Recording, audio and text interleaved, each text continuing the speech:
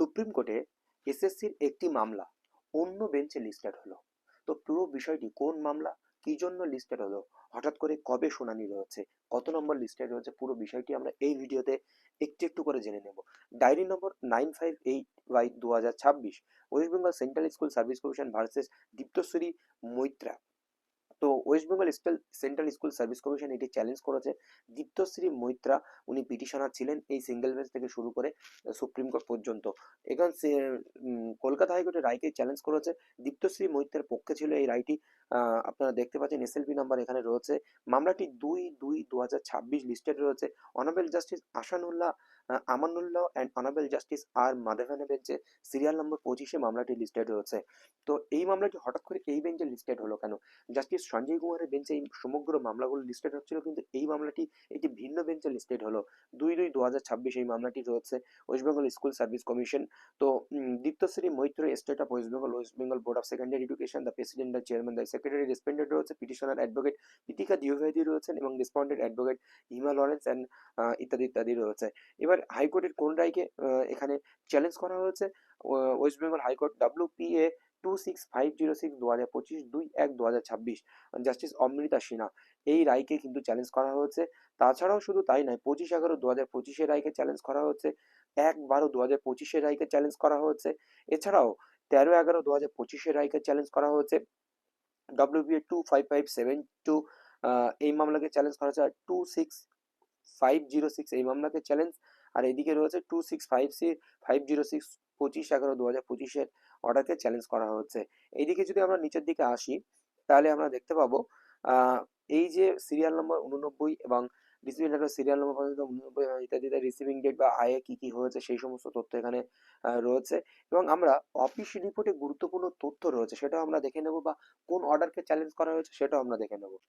West Bengal Central School Service Commission, Diptashree Maitra. তো এখানে আপনারা দেখতে পাচ্ছেন যে কি কি বিষয়গুলো রয়েছে। হাইকোর্টের রায়কে চ্যালেঞ্জ করেছে তারা। এখানে পারমিসিবল টু ফাইল এডিশন কিছু আই ফাইলের কথা বলা রয়েছে। এবং 18,018,8822/2024 the State of West Bengal versus Baishakhi Bhattacharya এবং চ্যাটার্জি, যে মামলাটি রয়েছে, ডিসপোজ হয়েছিল 3/4/2025। তার annexure page number 13, page number 69 থেকে 109 এখানে অ্যানেক্স করা রয়েছে। Also refer to order date 8/4/2025, 8/4/2025 যে একটি অর্ডার হয়েছিল সেই অর্ডারটি এখানে অ্যানেক্স করা রয়েছে। এছাড়াও এমএ ফাইল 709-18359 যেটি West Bengal Board of Secondary education করেছিল, ডিসপোজ হয়েছিল 17/4/2025। তার কিছু কিছু part page number 14, page number 14, 110 থেকে 113 এইগুলো অ্যানেক্স করা রয়েছে।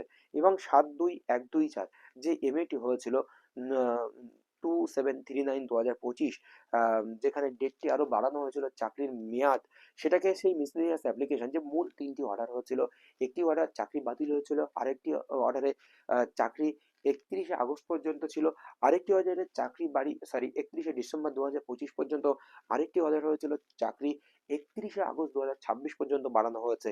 সেইগুলো এখানে অ্যানেক্স করা হয়েছে, সেই সম্পর্কিত গুরুত্বপূর্ণ তথ্য। তাহলে এই যে 2016 এবং 2025 এসএলএসটি এর মধ্যে যে দ্বন্দ্ব, সেই রিলেটেড বিষয় কিন্তু এটা হতে পারে, বা 2016 এসএলএসটি নিয়ে সমস্যা। কেন এটা বলছি, আপনাদের সামনে এই ভিডিওটা কেন করছি, কারণ অন্য অন্য এসএসসি মামলাগুলো জাস্টিস সঞ্জয় কুমারের বেঞ্চে যাচ্ছে, হঠাৎ করে এই একটা মামলা জাস্টিস অন্য জাস্টিসের বেঞ্চে আসলেন, সেই জন্য এই ভিডিওটি করার জন্য গুরুত্বপূর্ণ। আর কোন বিষয়টি আপনাদের জানার প্রয়োজন, কারণ এরকম ধরনের সিভিল ম্যাটার অনেকেই ভুগতে পারেন। আপনারা জেনে সেগুলো কোর্টে অ্যাপ্রোচ করতে পারেন, এবং এখানে স্কুল সার্ভিস কমিশন কতটা হচ্ছে নিষ্ঠুর তার তার প্রমাণ দিয়েছে সেটাও জানতে পারবেন এখান থেকে আপনারা। আপনাদের যে অর্ডার কপিটি আমি একটু আগে দেখিয়েছি, WP 26506 2025, Diptashree Maitra, the State of West Bengal, for the petitioner পক্ষে কে কে রয়েছেন, এবং WBSSC পক্ষ থেকে এবং WCSSC পক্ষ থেকে কারা রয়েছে, ফর দ্য স্টেটের জন্য কারা রয়েছে আপনারা দেখতে পেলেন। The petitioner participated in the first SLST 2016 in view of the order passed by the Honorable Supreme Court 3rd April 2025 in the special leave petition civil appeal number এত এত এত in the matter of state of West Bengal and Baishakhi Bhattacharya and Chatterjee ORS reported 2025 SSC online essay Sadhana, the entire selection process and including her appointment is to cancelled.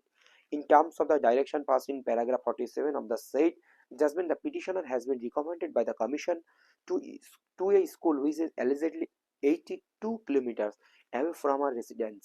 এখানে 47 অনুযায়ী তাদেরকে চাকরি ফিরিয়ে দেওয়ার যে বিষয়টি ছিল, তার চাকরিটি ফিরিয়ে দেওয়া হয়েছে, কিন্তু তার চাকরিটি 82 কিলোমিটার দূরে দেওয়া হয়েছে, 82 কিলোমিটার দূরে তার চাকরিটি দেওয়া হয়েছে।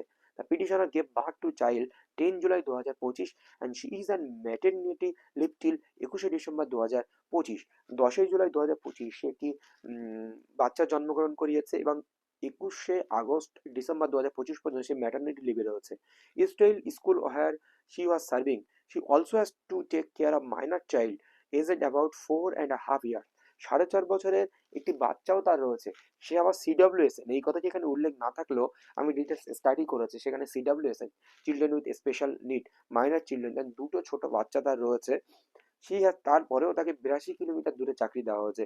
She has requested the commissioner to recommended her name to any other school which is close to her residence. The honourable Supreme Court has not passed any other এবং repeated and teacher to the previous place of posting, but since the petitioner has made a period to recommend her name at a place which is close to her residence so that she can take care of her newborn baby and her other child, previous place, child when according to the commission is directed to take sympathy and view of better। যাই হোক তার দূরে চাকরি দেওয়া হয়েছে, সেই জন্য তাকে সিম্পেথিক্যালি দেখতে বলা হয়েছে এবং জাস্টিস অমৃতা সিনহা এই ম্যাডামের পক্ষে অর্ডার দিয়েছেন, কিন্তু তারা সেটা না মেনে তারা সুপ্রিম কোর্টে দ্বারস্থ হয়েছে যাতে করে সে 82 কিলোমিটার দূরে চাকরি করতে যায়। এরা চাইলে তো পারে। এবার দেখা যাচ্ছে যে এখানে এই রিপোর্টকে একে অপরের এফিডেভিট দেওয়া নেওয়া হয়েছিল। সত্যিই কি সে যে ওই যে পোস্টে ম্যাডাম চাকরি করেন সেই সমতুল্য পোস্ট কি খালি রয়েছে কিনা তার বাড়ির পাশে কোথাও? অবশ্যই খালি রয়েছে, সেটাও কোর্টের কাছে জমা দেওয়া, মানে কোর্টে জমা দেওয়া হয়েছে। সেখানে জানানো যাচ্ছে যে সেই এখনো পোস্ট স্টিল অ্যালাইভ, ম্যাডাম যে সমতুল্য পোস্টে চাকরি করেন। তাহলে বাড়ির কাছে তাকে তো দেওয়া যেত, কিন্তু তাকে না দিয়ে তাকে দূরে চাকরি দেওয়া হচ্ছে। জাস্টিস অমৃতা সিনহা ম্যাডামের পক্ষে রায় দিয়েছেন, সেটি কমিশন চ্যালেঞ্জ করেছে। তাদের স্বভাব যেটা, সহজ কাজ সহজভাবে না করা। এটাই হচ্ছে আপডেট দেওয়ার বা গুরুত্বপূর্ণ তথ্য আপনাদেরকে দিলাম। ধন্যবাদ। পরবর্তী আপডেট দেওয়া হবে।